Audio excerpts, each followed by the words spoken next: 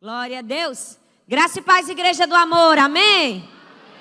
Esse aí não foi um amém de nordestino, não.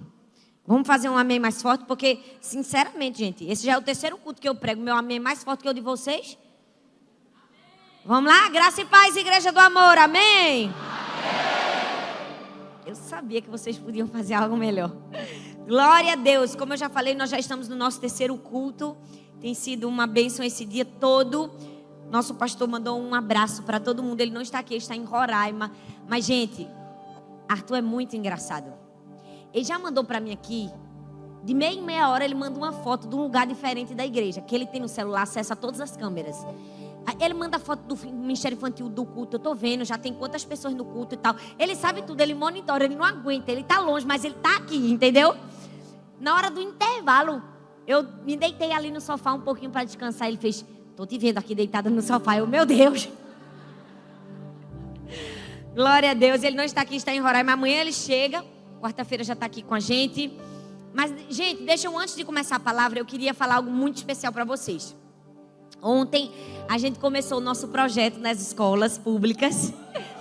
E começamos a reforma da primeira escola, que é essa escola Ministro Marcos Freire aqui. Vocês não têm ideia de como está ficando. Nós tivemos mais de 130 voluntários trabalhando. Vamos dar uma salva de palmas para esse povo lindo? E olha, deixa eu falar para você. Não foi como a gente esperava. A gente não tinha muita dimensão do que esperava por a gente. É muito mais trabalho do que a gente imaginou. Então, por isso, a gente não vai conseguir fazer em um final de semana. A gente vai usar esse próximo final de semana, sábado e domingo. Então, se você ainda não se voluntariou, se pode ir. Sábado e domingo nós vamos ter uma equipe gigantesca lá trabalhando. A igreja contratou pessoas técnicas que não tem voluntários na igreja para começar a partir de quarta-feira. Quarta, quinta e sexta também fazer o trabalho que é preciso lá. É muito trabalho, mas a escola vai ficar linda em nome de Jesus. Eu disse ao pastor Rodrigo que está liderando a equipe, eu disse, esses alunos têm que entrar e têm que ter gosto de estudar, porque sinceramente, eu nem ia ter gosto de estudar então numa escola suja daquela. E agora está ficando linda para a glória de Deus. A gente fez a parte mais pesada no sábado. Ó, gente, olha aí o pessoal, os voluntários pintando, limpando. A gente ainda vai comprar quadros novos para todas as salas. Compramos janela, armários novos para as salas dos professores. Gente, para aí nessa foto. Isso aí era o estado da elétrica da escola. Essa escola está há mais de 30 anos, sei lá, muito mais. Entregue. Os fios eram assim, exatamente como está. Todo descapado, tudo velho. A gente ajeitou a elétrica da escola toda. Olha como ficou. Bota aí o próximo passo, pra gente ver como ficou. Ah, gente, vamos dar uma salva de palmas para esse povo. Eu falei pro pastor Rodrigo, eu digo, vamos fazer o melhor. Olha, vocês sabem que eu sou um pouco exigente, só um pouco. Ele foi na loja para comprar as cerâmicas, o porcelanato, que a gente vai botar porcelanato na sala dos professores, na sala da diretoria, na cozinha. Aí ele mandou umas fotos. Homem, né, gente? Homem. Eu disse, não, pastor Rodrigo, o senhor está entendendo. A gente tem que ter essa escola padrão Estados Unidos. Não é aí que o senhor vai... Vamos comprar outra. Eu já mandei a referência aqui para ele. E a gente vai fazer algo lindo para a glória de Deus. Se você quer ajudar a trabalhar... Se você é pedreiro ou se você não é nada, mas quer dar a mão para trabalhar, vamos embora. Sábado e domingo, lá na escola Ministro Marcos Freire, 8 da manhã. Ok, gente? Quem serviu aí, levanta a mão. Muito obrigada, viu? Todos vocês que serviram, que Deus abençoe muito vocês. Essa é a primeira das 65 que nós vamos reformar para a glória do Senhor. Amém? Ixi, não senti nenhuma animação de vocês. Só eu que tenho fé aqui. Só eu que tenho fé para reformar 65 escolas. Vamos mudar a educação de Paulista. A gente não disse que Paulista ia ser o melhor lugar de educação? Agora começa por a gente. Em nome de Jesus. Eu estou com fé. Eu disse, gasta o dinheiro todinho que Jesus manda o resto. Pastor, a gente vai gastar o dinheiro das 7 escolas. Gasta tudo numa escola só. Oxe, a gente vai economizar nada para ninguém? Não é não? Vamos fazer o melhor. Não tô nem aí. Para as próximas, Deus proverá. Vamos embora. Vira para a pessoa que está do seu lado e diga assim, não tenha medo do futuro.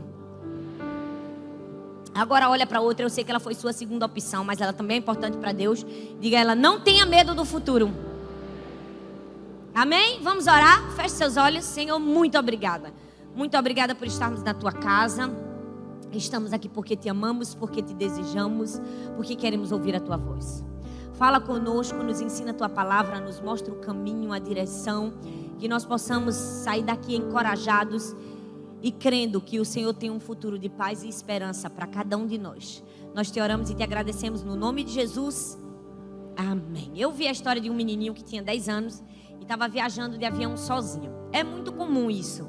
Eu que, vez ou outra, estou no aeroporto, sempre vejo o menor desacompanhado. Quando tem uma criança que ela não está com o pai e com a mãe, ela anda com um crachá, assim, é um crachá bem grandão, que tem os documentos, tem menor desacompanhado, geralmente um comissário da companhia aérea fica com ele. E aí esse menino tinha só 10 anos, estava viajando, estava na sala de embarque, brincando, nem aí, tranquilo e calmo, porque estava sozinho. Até que chamou o voo dele, ele foi para a fila, entrou no avião e uma senhora só observando. Como é que uma criança tão pequena, viajando sozinha, sem medo nenhum. Então, ele entrou no avião, colocou o cinto e ela só observando. Ela disse, quero ver quando decolar. Quero ver quando der aquela balançadinha no avião. O avião decolou e o menino nem aí, puxou da mochila lápis de cor, papel e começou a pintar. Só que no meio da viagem, uma grande turbulência abateu o avião.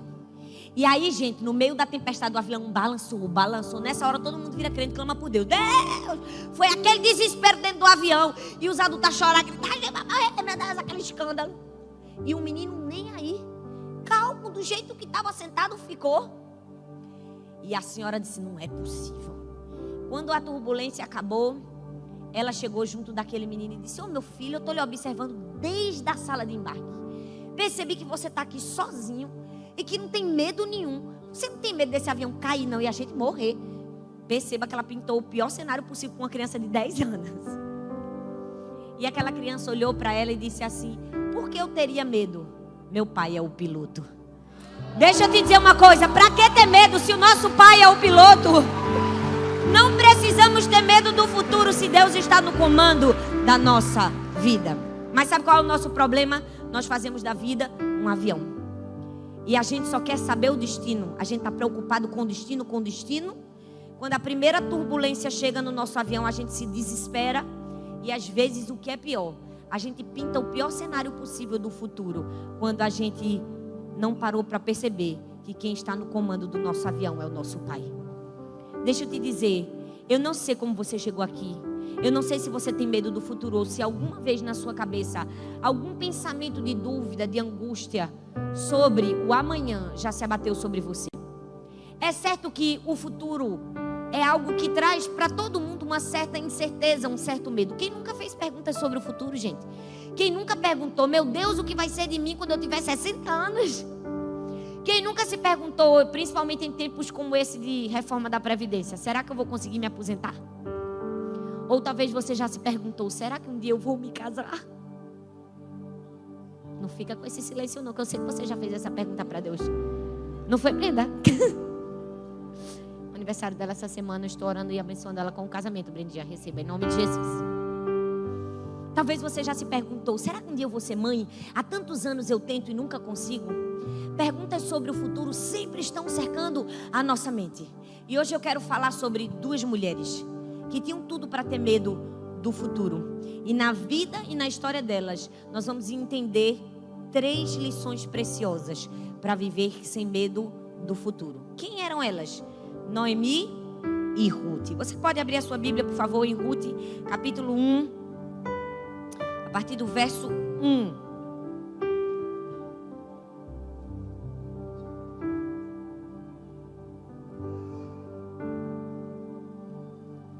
Se você abriu, diga amor.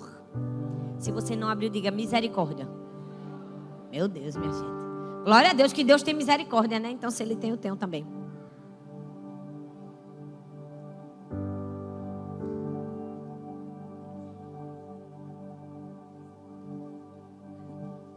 Pessoa perfeccionista. Ruth capítulo 1, a partir do verso 1. Diz assim: no tempo em que Israel era governado por juízes, houve uma grande fome naquele país. Por isso, um homem de Belém, cidade da região de Judá, foi com sua mulher e seus 2 filhos morar por algum tempo num país chamado Moabe. O nome desse homem era Elimeleque e o da sua mulher Noemi. Os 2 filhos se chamavam Malom e Quilion. Essa família era de Efrata, um povoado que ficava perto de Belém de Judá. Eles foram para Moabe e ficaram morando ali. Algum tempo depois, Elimeleque morreu. Fala comigo, morreu. E Noemi ficou com seus 2 filhos, que se casaram com moças moabitas. O nome de uma delas era Orfa e da outra era Rute. Quando já fazia quase 10 anos que estavam morando ali, Malom e Quilion também morreram. Fala comigo, morreram. E Noemi ficou sozinha. Fala comigo, sozinha. Sem os filhos e sem o marido. Esse texto conta a história de Noemi. Noemi era uma mulher que teve que fugir da fome. O lugar onde ela morava se abateu um grande desespero. E ela teve que se mudar para Moab. Eu imagino que ela deve ter sofrido no começo, porque toda mudança gera um certo sofrimento na gente. Ela chegou num lugar que ela não conhecia, era um povo estranho. Imagino que até ela se adaptar, sofreu. Até Elimeleque arranjar um emprego, até ela ter uma casa, até ela sustentar os filhos, levou um tempo. Então ela sofreu muito. Mas as coisas começaram a melhorar. Ela começou a avançar. E o texto diz que os anos se passaram, os filhos cresceram e casaram com 2 mulheres moabitas, Rute e Orfa. Então, gente, vamos falar a verdade, a coisa estava acalmando pro lado de Noemi. Tava ou não tava? Tava. Ela já não estava mais com fome, os filhos já haviam casado. Só que de repente, o pior acontece. O marido dela morre. E depois morre um filho e o outro filho, morre todo mundo e ela fica sozinha. Noemi tinha tudo para ter medo do futuro, para dizer, e agora? O que é que vai acontecer comigo? O que será daqui em diante?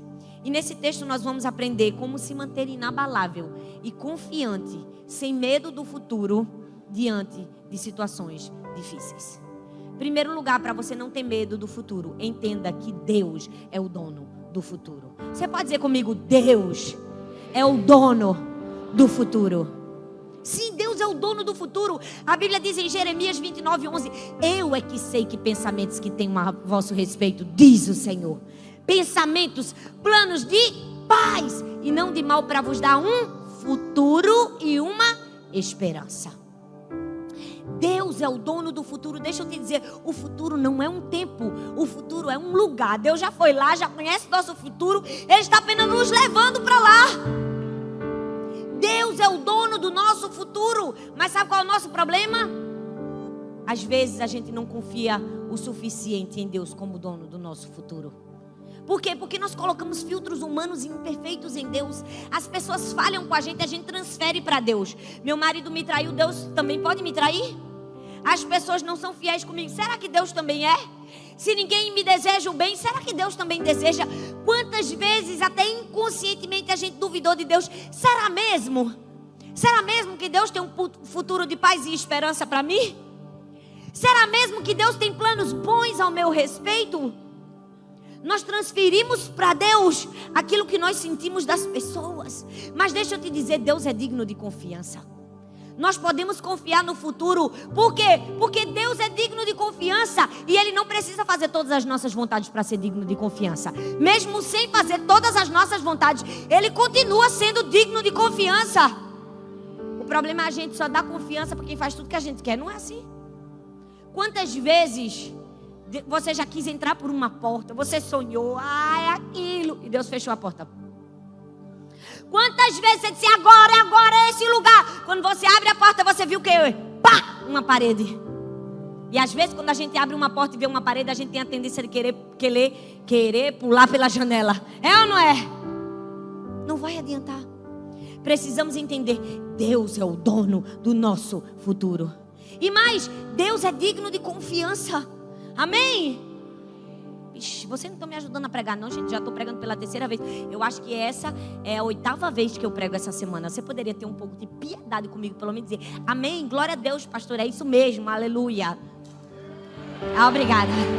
Vai me ajudar, obrigada, meu filho. Ai, Deus, é porque Deus fortalece a gente, não é, gente? Mas a gente está bem. Para quem a avó já está indo embora. Mas vamos embora. Não entra pela janela, não. Porque se Deus fechou a porta, aceita. Deus é o dono do nosso futuro. Às vezes as coisas não fazem sentido para a gente. Mas Deus continua no controle. Não fazia sentido nenhum para Ruth e Noemi o que elas estavam vivendo. Estava tudo se acertando. De repente morre todo mundo. Que sentido havia nisso? Ei, com Deus as coisas parecem sem sentido mesmo. A cruz não é morte para Deus, é vida, não é? A morte não é o fim, é o começo. O último é o primeiro, o maior é o menor. Com Deus as coisas não têm sentido às vezes. Deixa eu te dizer, o que para mim foi luto, morte, dor e sofrimento, para muitas pessoas é cura e restauração. A gente não tem que entender Deus, a gente tem que aceitar o futuro e o plano de Deus. Deus é o dono do nosso futuro. Nós precisamos confiar. Deus é o dono do meu futuro. Ele tem um bom plano. Ele é digno de confiança. Por quê? Porque Ele tem um plano. A Bíblia diz que Deus tem pensamentos, planos de paz ao nosso respeito. Quem aqui nunca brincou daquela brincadeira siga o mestre? Gente, eu brinquei muito disso. E deixa eu te dizer, aquela brincadeira só tinha graça se a pessoa que fosse o mestre tivesse habilidade o suficiente para fazer ela ser dinâmica. Se fosse uma, não é verdade? Se fosse uma pessoa criativa que soubesse o tempo de andar, para onde ia, para onde não ia. Porque se fosse um, como a gente chama aqui, Palermo, uma pessoa bem assim, devagar, ninguém queria mais seguir. É ou não é, gente? Dependia da habilidade da pessoa. Deixa eu dizer, quem você escolhe seguir muda tudo na sua vida. Você está escolhendo seguir a Deus e o seu plano? Ou você está querendo que Deus se submeta ao plano que você escolheu? Deus tem um plano a seu respeito. E deixa eu te dizer, é um plano de paz. Mas sabe qual é o problema da gente? A gente tem uma visão obscurecida pela própria religião. Durante muitos anos foi nos ensinado um Deus distante, sentado num trono, só esperando a gente dar um vacilo para dar uma rasteira na gente. Quero ver quando ele cair. Quero ver, agora vai ser disciplinado. Não, gente. Deus é íntegro, a justiça é sim, mas Ele é Pai. Ele nos ama, Ele não está no céu preocupado se a gente vai cair ou não vai cair. Ele está no céu torcendo para a gente vencer, para a gente conquistar, para a gente ser grande, para a gente chegar em lugares altos. Deixa eu te dizer uma coisa. Quem é pai e mãe aqui? Levanta a mão se você é mãe e pai. Olha, eu não... Quem é pai vai me entender. Quando a gente... Não precisa nem o filho nascer. Ficou grávido, você já começa a fazer planos. Não começa? O primeiro plano é o nome que vai dar no filho. A gente já fica, meu Deus, com 15 anos eu vou fazer uma festa, vai ser lindo. A gente já sabe o tema do aniversário de 1 ano. Sem a criança nascer. A gente já diz, meu Deus, quando fizer 18 anos, ele vai estudar, eu quero que fale inglês, eu quero que faça isso, meu Deus. Por quê? Porque nós que somos pais temos planos para os nossos filhos. Esses dias minha filha mais velha me pediu para fazer GA, ginástica olímpica. Eu não queria deixar não, porque é muita pulo, muita cobrança, me dá um pouco de medo. Eu disse, faça o balé que é melhor, é mais calmo. Só que aí ela, mas eu quero fazer GA, mamãe, por favor, por favor, por favor. Eu pensei, meu Deus, mas Sara já faz balé, natação, piano, GA. Meu pai do céu, será que eu não estou botando muita coisa para essa menina? Eu pensei. Mas aí depois eu pensei, não, se ela está querendo fazer GA, vamos deixar ela fazer GA. Eu quero mesmo que ela faça tudo o que ela quer fazer, porque eu quero que ela seja grande. Eu quero que ela brilhe. Qual o pai e a mãe que não quer isso pro filho? A gente bota os meninos para falar inglês, a gente bota os meninos para estudar piano, a gente quer que eles toquem dó, ré, mi, fá, fá, fá. Claro que não. A gente bota o pirraia para tocar piano, o pirraia não sabe nem dó, ré, mi. A gente tá, meu Deus, vai ser um futuro bar, meu filho. Beethoven vai tocar Mozart. Por quê? Porque se nós que somos pais maus e falhos sabemos ter grandes sonhos para os nossos filhos, que só o nosso Pai Celestial não tem grandes planos a nosso respeito. Ei, você é filho de Deus. Deus está sonhando com você. Deus tem grandes planos a seu respeito. A maneira como você vê Deus muda tudo na sua vida. Se você está vendo um Deus preocupado, se você tem barba, se você não tem, se seu cabelo tem 30 centímetros ou se tem 20, se você pinta a unha ou não pinta, determina o tipo de Deus que é na sua vida. Deus não está preocupado se a gente pintou a unha, se a gente não pintou. Deus está preocupado com o futuro de paz e esperança para a gente, com o nível de fruto que nós vamos dar, com a vida de integridade, pureza e santidade que nós vamos ter. Tem gente que fica pregando um Deus picuento. Deus é o nosso Pai. Ele nos ama. Lá no céu, Ele está torcendo por a gente. Ele está dizendo, eu quero que o meu filho cresça sim. Quero que alcance grandes lugares sim. Porque se nós podemos sonhar isso para os nossos filhos, quiçá o nosso Pai Celestial. Deus está sonhando com você. Ei, Deus está sonhando com você. você crê nisso? Deus tem planos para você. Ele quer te dar um futuro e uma esperança. Quando você era ainda algo informe, como diz a Bíblia no Salmo, Deus já tinha contado todos os seus dias. Tudo já havia sido escrito. Você é um plano de Deus. Deus tem planos ao seu respeito. Mas sabe, todas as vezes que você quer cumprir o seu plano e não se submeter ao plano de Deus, você está colocando o plano de Deus em segundo lugar. É como se você olhasse: Deus, o meu plano é melhor do que o seu, deixa o seu fica para segundo plano. Ei, precisamos dar o plano para quem criou o plano. O problema é que a gente está querendo construir um prédio sem um arquiteto que planejou a obra. Não vai funcionar. Entrega a cadeira do piloto para quem sabe dirigir. Ei, Deus é o líder, siga o mestre. Dê a ele o papel de liderança. Deus é que tem que guiar a nossa vida. Para que a gente está tentando seguir o nosso caminho, se a gente pode seguir aquele que é o caminho? A gente está tentando fazer o nosso caminho quando Deus é o próprio caminho. Ei, Deus tem um bom plano ao nosso respeito. E deixa eu te dizer, pensamentos e planos de paz não significa ausência de problemas. Não significa necessariamente mudança de circunstância. Significa proteção, abrigo, segurança e amor, apesar das circunstâncias e nas circunstâncias. Então, quando você tiver medo, entenda: Deus é o dono do futuro. Fala comigo: Deus é o dono do futuro. Segundo lugar, quando o medo bater na sua porta, mesmo sem conhecer o seu futuro, conheça seu Deus. Você não precisa conhecer o seu futuro, você precisa conhecer a Deus. O problema é que a gente só quer saber o destino. Precisamos conhecer a Deus. Gente, não existe nenhuma máquina do tempo que mostre pra gente o futuro. E graças a Deus por isso, porque a gente já é estressado e problemático e processado sem saber o dia de amanhã. Mas se a gente soubesse, misericórdia, ia ser difícil. Ia ou não ia, gente? Ixi, ia ou não ia? Claro que ia, gente. Deus é perfeito em tudo que faz. Ele nem deixou a gente saber o futuro, porque senão a gente ia ficar tudo doido. A gente não ia suportar. Deixa eu te dizer, não existe máquina do tempo que fala sobre o futuro, mas existe a palavra de Deus que nos fala sobre o Criador do futuro. Precisamos conhecer o Criador do futuro. Precisamos conhecer a Deus. Sabe, mesmo sem saber qual é o seu destino, mesmo sem saber qual é o seu futuro, conheça seu Deus. O texto fala que Ruth foi atrás da sua sogra Noemi. E eu fico pensando, o que é que poderia fazer aquela mulher ir atrás daquela velhinha? Porque Noemi não tinha mais nada para oferecer para ela, tinha? Não, a coitadinha de Noemi era uma velhinha, gente, caindo aos pedaços já, pobre, sem marido, sem filho, sem ninguém. Ela mesmo disse para Nora, disse: olha, vai embora que eu não tenho mais nada para te oferecer. Mesmo que eu tivesse algum filho aqui, até ele crescer, para poder casar contigo, não ia dar certo. Ela não disse isso, gente? Ela disse. Por quê? Porque Noemi não tinha mais nada para oferecer Ruth. E por que Ruth decidiu seguir Noemi? Porque Ruth já havia conhecido a Deus, o Deus de Ruth. Ela disse: onde tu fores, irei eu. Teu povo será meu povo, teu Deus será o meu Deus. Mesmo sem saber qual é o teu futuro, eu conheço teu Deus. Eu sei que teu Deus está preparando um futuro de paz para você. Eu vou atrás de você. Você não precisa conhecer o futuro, você precisa conhecer a Deus. Conheça o seu Deus. E por que você tem que conhecer a Deus? Porque Deus é direção quando nós estamos confusos. Quantas vezes a gente já ficou confuso na vida? Porque eu já fiquei várias vezes. E agora? Vou para esse lado ou vou para esse? Compro ou não compro? Faço ou não faço? Viajo ou não viajo? Essa pessoa não é? Deus é direção quando nós estamos confusos. O texto diz, Ruth 1:6, quando Noemi soube. Fala comigo, soube. Noemi soube. Ela soube que em Moabe o Senhor viera em auxílio do seu povo. O que é isso? Isso é direção de Deus. É Deus dizendo: Noemi está com fome, vai para Moabe. Depois ele diz: sai de Moabe, volta para Belém. Ei, Deus é direção quando a gente está confuso. Por que ela soube? Porque foi Deus que fez ela saber.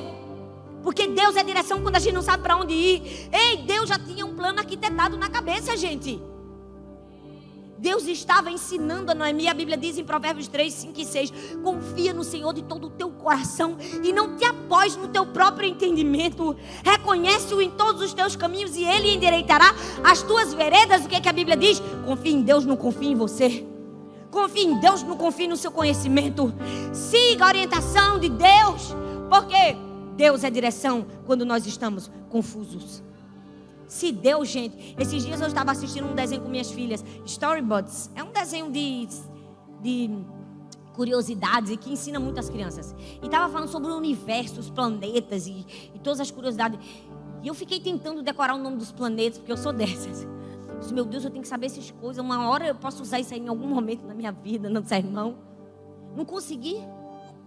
Eu disse, a gente não é capaz de entender sobre todos os planetas, sobre o Sol e a Lua. Se Deus põe tudo no lugar, girando da maneira certa, com a temperatura certa, a gente ainda acha que tem uma resposta e um plano e um caminho melhor do que Deus. Gente, é muita audácia. É ou não é? É muita. A gente não sabe nem qual a dimensão do universo. E Deus faz o universo girar perfeitamente. A gente ainda quer que o nosso plano seja melhor que o dele. Tenha santa paciência, gente. Eu acho que Deus no céu fica olhando assim, ó, meu Pai do céu.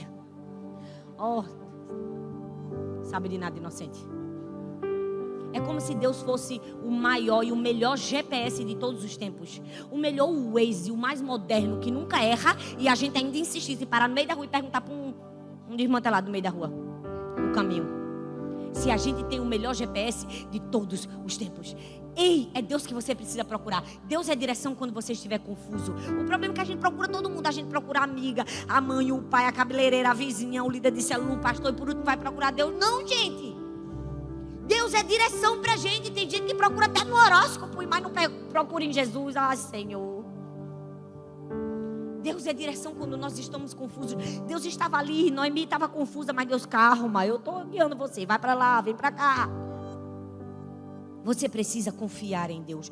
Não somente por isso, porque Deus também é apoio quando nós estamos sob estresse. Porque, fala a verdade, de vez em quando a gente é PhD em ficar estressado, é ou não é? Ixi, só vocês que são calmos, é. Meu Deus, vamos embora, só eu que estou estressado aqui. Vocês nunca se estressam, minha gente, vamos falar a verdade? Ah, tenha santa paciência. Quem nunca se aperreia? É ou não é? Mas deixa eu te dizer, Deus é apoio quando a gente está sob estresse. O texto diz, Ruth 1, do 8 ao 10. Noemi disse às suas 2 noras, voltem para a casa de suas mães. Gente, o que é que tinha acontecido com Noemi agora? Ela estava estressada. Estava atacada. A Bíblia não diz que ela falou desse jeito não, mas eu tenho certeza que ela falou, sai daqui todo mundo, eu estou cansada, eu perdi tudo, eu estou sofrendo, não quero ver ninguém, vai embora, volta para casa da mãe de vocês. Mesmo que a Bíblia não tenha dito que foi nesse tom, eu acredito, porque eu gosto de imaginar como foram as histórias. Com certeza Noemi não olhou para elas na hora e disse assim, vão minhas filhas, todo mundo morreu, né, agora eu estou sozinha. Claro que nada. Ela deu uns gritos, com certeza. Deu ou não deu, minha gente? Sai todo mundo da minha frente. Vão embora. Mas deixa eu te dizer, Deus é apoio até quando a gente está desse jeito. Aí o que é que Deus faz? Faz Ruth e Orfa ficar lá chorando para dizer, a gente chora com você, eu sou apoio quando você está sob estresse. E Deus até nisso é gente boa com a gente. A gente fica estressado, ele chora, ainda manda uma pessoa para chorar com a gente. Chore, minha filha. Se você estiver sob estresse, pressão, problema, chore um rio. Mas depois construa uma ponte e passe por cima dele. Porque você não foi feita para chorar pro resto da sua vida. Se levante. Deus diz, eu vou deixar você chorar para botar um pouquinho para fora. Mas depois vamos fazer alguma coisa? Deus mandou Ruth e Orfa chorar junto de Noemi para dizer, eu sou o seu apoio. Deus é apoio quando nós estamos sob estresse. A Bíblia diz em Isaías 43, verso 2 e 4. Quando passardes pelas águas, eu estarei contigo. Quando passardes pelos rios, eles não te submergirão. Quando passardes pelo fogo, não queimarás, nem a chama arderá em ti. O que é isso que a Bíblia está dizendo para mim? Que a gente não vai passar nem pelo fogo, nem pela água? Não. Está dizendo, vai ter água sim, vai ter o fogo sim, mas nem vai afogar, nem vai queimar, porque eu estarei com você. Ei, a gente tem problemas, mas Deus é o nosso apoio. Deus está conosco. Quando a gente olha para a Bíblia, para os evangelhos e para a vida de Jesus, gente, fala sério. A gente não vê Jesus estressado uma vez. Ele tinha tudo para ser a pessoa mais estressada do mundo. Era pressão, era crise, as pessoas falando mal. Mas ele sempre se mantinha em paz. Por quê? Porque ele tinha sólidos princípios contra estresse. O quê? Relacionamento profundo com Deus. Você precisa conhecer a Deus. Não é saber no seu futuro que você vai estar em paz. É conhecendo o seu Deus, a natureza de Deus. Sabendo que Ele é seu Pai, sabendo que Ele é bom. Sabendo que Ele tem um bom plano para o seu futuro. A paz vai chegar quando você conhecer o Deus verdadeiro. Jesus não disse, vem a mim, eu trarei mais fardo, peso, culpa e muitas coisas para vocês. Ele disse, vem a mim que eu trarei alívio, refrigério, descanso. Apesar de muita gente ensinar o contrário. Apesar de muita gente ensinar que Jesus está botando peso, tá tudo errado, viu? Olha para Jesus, conhece teu Deus, conhece teu Pai. Ele está olhando para você e está dizendo, eu quero que você seja grande. Não estou preocupado com coisa pequena. Eu estou preocupado porque eu te formei para você brilhar como deveria brilhar. Jesus não estava estressado. E Ele veio para tirar todo o estresse da gente. Porque Ele é apoio quando nós estamos sob estresse. É por isso que precisamos conhecer a Deus. Mas não somente por isso. Porque Deus é presença quando nós estamos solitários. Deus é presença quando a gente se sente sozinho. O que foi que aconteceu com Noemi, gente? Ela estava sozinha. Você imagina ter família, ter marido, ter filho, de repente não ter mais ninguém. Mais ninguém. Aí o que foi que Deus fez? Mandou Ruth. O que foi que Ruth disse? Ruth, porém, respondeu, verso 16 e 17. Não insistas comigo que te deixe e não mais te acompanhe. Aonde tu fores, irei. Onde ficares, ficarei. Teu povo será o meu povo. Teu Deus será o meu Deus. Onde morreres, ali serei sepultada. O que é isso? Presença quando a gente está sozinho. Deus é presença quando nós nos sentimos sozinhos. Eu amo a Bíblia porque a Bíblia fala em Hebreus, de maneira alguma te deixarei, nunca, jamais te abandonarei. Gente, Deus é demais. Ele poderia ter olhado para mim, para você e ter dito, eu nunca vou deixar você sozinho. Mas Ele fez isso? Não, Ele disse assim, eu vou ser bem redundante para você entender bem. De maneira alguma, nunca, jamais te abandonarei. Nunca, de maneira alguma, jamais, never, nunca, minha gente. Deus nunca vai nos deixar. Você entende isso? Você pode agradecer a Deus por isso. Deus nunca vai nos deixar. Ele é presença quando nós nos sentimos sozinhos. Quem era Ruth junto de Noemi? Ruth era a figura do Espírito Santo, o nosso paracleto, aquele que foi feito para estar ao lado em toda e qualquer circunstância. Essa é a definição do Espírito Santo, aquele que foi feito para estar do nosso lado. Mesmo quando você estiver sozinho, você não está sozinho, o Espírito Santo está com você. E às vezes Ele manda uma Ruth para falar isso, ó, estou aqui do teu lado. Talvez você não está enxergando a Ruth que Deus mandou para falar, mostrar que você não está sozinho. Mas tem uma Ruth do seu lado, o Espírito Santo está com você e você não consegue enxergar. Você nunca está sozinho. E sabe por que o Espírito Santo está do nosso lado, gente? Porque Ele sabe que a gente não gosta de ficar sozinho. Ele sabe que é ruim ficar sozinho. Aumenta o medo, não é? Claro que aumenta. Entra num elevador e quebra. Tu sozinho lá dentro. Como é que tu fica? Tu fica péssimo, claro. Se tiver outra pessoa, tu pelo menos tem uma pessoa aqui, glória a Deus. Não é verdade? Por exemplo, eu quando vou nos parques com meu marido, ele não gosta de ir nos muito radicais. Eu amo. Aí ele vai uma vez só para me agradar, o bichinho. Ele vai uma vez e depois diz assim, vai, eu fico com as crianças. Ele não está aqui, a gente pode falar, né, minha gente? Ele diz que fica enjoado, não é medo mesmo. Então, para mim que é medo. Não, tô brincando. Acho que ele fica meio enjoado mesmo. Vamos defender o bichinho, né, que ele é tão bonzinho. Aí ele disse, vá só. Só que quando eu vou só, o que é que acontece? Acontece que quando eu estou na fila, às vezes a pessoa que está atrás ou que está na frente está acompanhado. Está com um amigo, está com alguém. E aí, às vezes, não quer ir no lado meu, né? Porque vai com um amigo. E às vezes eu vou só no brinquedo. Se eu for primeiro, na primeira fila, não tiver ninguém do lado, o medo aumenta. Aumenta ou não aumenta? Claro que aumenta. Às vezes uma pessoa que a gente nem conhece, sabe nem falar nossa língua. A gente nunca nem viu o camarada, nem a camarada. Mas só de estar do lado, a gente, glória a Deus, porque se acontecer alguma coisa, tem alguém para segurar na mão, não é? Deixa eu te dizer, na vida a gente pode até estar numa montanha russa. A gente pode olhar e não tem ninguém do nosso lado, mas o Espírito está lá dizendo, pode pegar na minha mão, eu estou aqui. Eu estou aqui, você pode contar comigo. Nos altos e nos baixos, nos altos e nos baixos. Porque Deus nunca vai nos deixar. Deus é presença quando nós nos sentimos sozinhos. É por isso que quando você não conhecer o seu futuro, conheça seu Deus. Fala comigo, quando eu não souber o meu futuro, preciso conhecer o meu Deus. E em terceiro e último lugar, faça a escolha certa. Não adianta de nada você saber que Deus é o dono do futuro, você conhecer a Deus se você não fizer a sua parte de escolher certa. Porque todos os dias escolhas são colocadas diante de nós. E as escolhas definem destinos. Vamos escolher o medo ou a fé? O medo ou a fé, gente? O medo do futuro ou a fé? Precisamos escolher a fé. Se um mendigo no meio da rua chegar pra gente e dizer assim, vou matar você, você não acredita. Agora, se ele tiver uma faca, tu dá uma carreira, dá ou não dá? Claro que dá. Porque fé é uma questão de acreditar. O problema é que nós estamos acreditando no Deus errado. Precisamos ter fé. A Bíblia fala em Efésios que Deus nos deu o escudo da fé. Para quê? Para nos defender. Então todas as vezes que o medo vier contra você, se defende com o escudo da fé. Todas as vezes que o medo vier e o diabo disser assim: será que um dia eu vou me casar? Aí você levanta o escudo da fé e diz: Deus faz com que o solitário habite em família. Ei, todas as vezes que o medo vier, será que um dia eu vou ter filhos? Levanta o escudo da fé e diz: Deus faz com que a mulher estéril seja alegre, mãe de filhos. Será que um dia eu vou ter um futuro, vou ter um emprego bom, vou chegar naquele lugar, vou passar naquele concurso? Levanta o escudo da fé e diz: Deus tem pensamentos de paz ao meu respeito, um futuro e uma esperança. O problema é que a gente faz a pergunta errada. A gente faz a pergunta para o medo, ao invés de perguntar para a fé. Quando Davi chegou para matar o gigante Golias, ele não disse assim: será que eu vou matar esse camarada? Ele disse isso? Disse, gente? Disse nada. Ele disse: o que é que eu vou ganhar quando eu matar esse camarada? Porque eu vou matar. Qual é a minha recompensa? Ao invés de perguntar se você vai vencer, pergunta logo qual é a recompensa. Você precisa fazer a escolha da fé. Ei, ao invés de você perguntar: ai meu Deus, será que um dia eu vou me casar? Você vai dizer: vou me casar com o vestido da estilista tal. Será que um dia eu vou ter filho? Vai ser fulano, beltrano, cicrano. Bota logo o nome.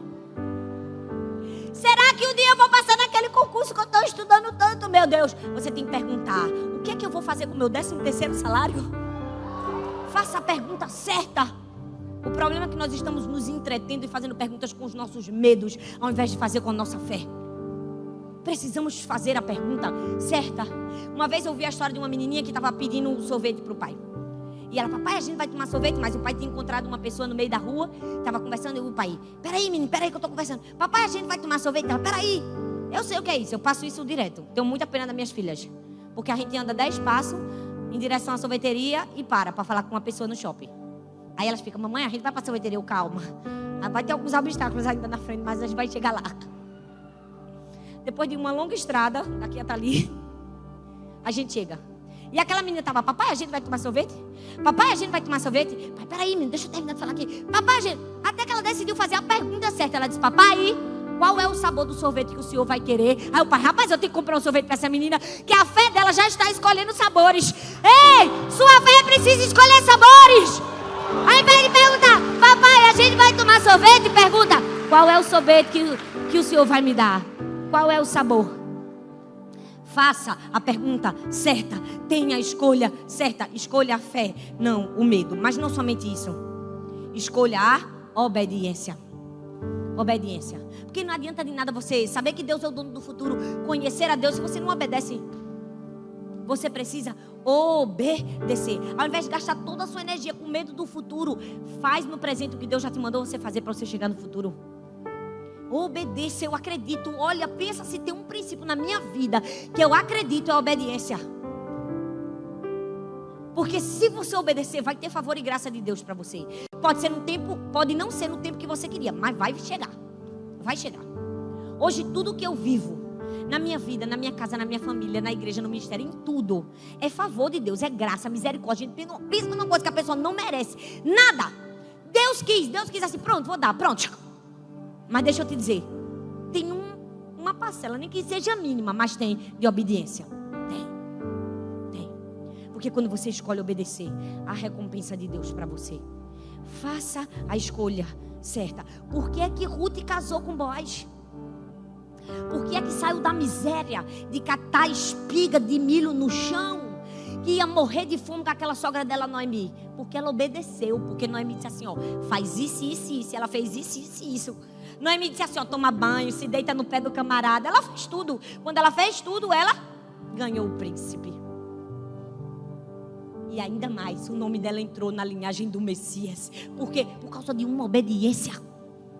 Faça a escolha certa. Escolha fé, escolha obedecer. E para terminar, aí nessa hora vocês fazem: é para fingir que foi legal, né, gente? Eu falei de Ruth e Noemi. Mas na história tinha mais uma. Tinha ou não tinha? Quem era? Orfa. Sim, cadê Orfa? Por que eu deixei Orfa pro fim? De propósito. Porque você sabe que a última vez que o nome Orfa aparece na Bíblia? Quando foi? Quando ela desistiu. Por quê? Porque Deus não tem prazer em quem desiste. Não adianta de nada você confiar, acreditar e no fim desistir. Você precisa perseverar até o fim. Obedece hoje, amanhã, semana que vem, mês que vem. Daqui a 1 ano, daqui a 2 anos, daqui a 10 anos, daqui a 15 anos. Nós estamos aqui por quê? Porque perseveramos. Ei, 17 anos não são 17 dias. Se no começo a gente, com 7 pessoas, disse aqui, nasce coisa pra doido. A gente tivesse desistido, a gente estava aqui hoje? Você estava aqui hoje? Se quando a gente não tinha dinheiro nem para comprar um ventilador para a igreja, a gente tivesse desistido, a gente tinha isso aqui hoje? Claro que não. Porque o que se chama isso? Perseverança. Tem obediência, mas tem que ir até o fim. Não desista. Tem gente que na primeira turbulência do avião, no primeiro aperto, no primeiro aperreio, eu não quero mais Jesus, Jesus me esqueceu, Jesus me abandonou. Não! Você vai precisar perseverar. Coisa ruim a gente passa, dificuldade todo mundo passa. Ninguém está isento. Eu sou a primeira. Já enterrei filho, já teve muita coisa ruim na minha vida. E para chegar aqui, também isso aqui tudo lindo que vocês estão vendo, meu Deus. Se a gente sentasse aqui para contar toda a história, você chorava. E eu chorava também, mas como eu não quero chorar, eu não vou contar. Todo mundo vai ter problemas. Aí talvez você pode dizer, ai pastor, mas eu estou tão cansada. Meu Deus, você não conhece minha história. E quem não está? Quem é que não está cansado? Quem não se sente desanimado quantas vezes? Porque eu sinto. O desânimo bate na minha porta. Quando ele bate, eu olho para o desânimo e digo, você é só um sentimento. Eu não sou movida por sentimentos, eu sou movida por compromisso. Eu faço. Tchau. E eu vou e faço o que eu tenho que fazer. O problema é que você está movido por sentimentos. Você não pode ser movido por empolgação. Você precisa ser movido por compromisso. Obediência. Não é uma questão se é difícil, é uma questão se vale a pena. Vá até o fim. Orfa perdeu. Gente, tenho certeza que Orfa ficou lá solteira pro resto da vida, amargando na pobreza, sei lá, na miséria. Porque não soube obedecer. Há um favor de Deus e uma graça especial para quem vai até o fim. Eu tinha todos os motivos para ter medo do futuro. A médica olhou na minha cara, eu tinha 26 anos de idade. Ela disse, com certeza você tem medo, com certeza. Você nunca mais vai ser a mesma pessoa. Talvez você nunca mais queira ser mãe, depois de tudo que você passou. Não é possível. Não tem como eu provar para você. Eu não tenho como dizer para você que não vai acontecer de novo. Pode acontecer. Pode acontecer de sua filha vir com a síndrome novamente. Mas fique tranquila. Tem muitas coisas hoje em dia. Tem adoção e tantas coisas mais. Eu nunca vou me esquecer desse dia. Eu olhei para aquela mulher. O Espírito Santo me deu uma força. Eu olhei para ela e fiz. Deus não me deu o espírito de medo. E se Deus quiser me dar outra filha, Ele vai me dar. E vai me dar saudável. Se Ele quiser, eu não vou ter medo. Aí lá vem a fé, né? A coisa mais importante da vida. E Deus não me deu só uma, me deu 3. Porque quando você aprende a ter perseverança e confiança em Deus, tem um futuro de paz garantido para você. Você só precisa confiar e obedecer. E para terminar, eu quero contar para vocês uma história que eu vi esses dias na internet. Era uma foto, uma comissária, 2 páginas impressas de computador. Ela tirou a foto, uma senhora procurou ela com aquela carta. Ela achou bonita a carta, tirou a foto e postou nas redes sociais. Deu uma viralizada, mas eu achava que tinha dado uma viralizada. Mas todo mundo que eu falo, ninguém sabe. Só eu. Mas eu vi. E estou contando para vocês. O que importa é isso. Aquela comissária leu a carta. Era uma carta de uma filha para uma mãe. A filha estava se formando em medicina na Argentina.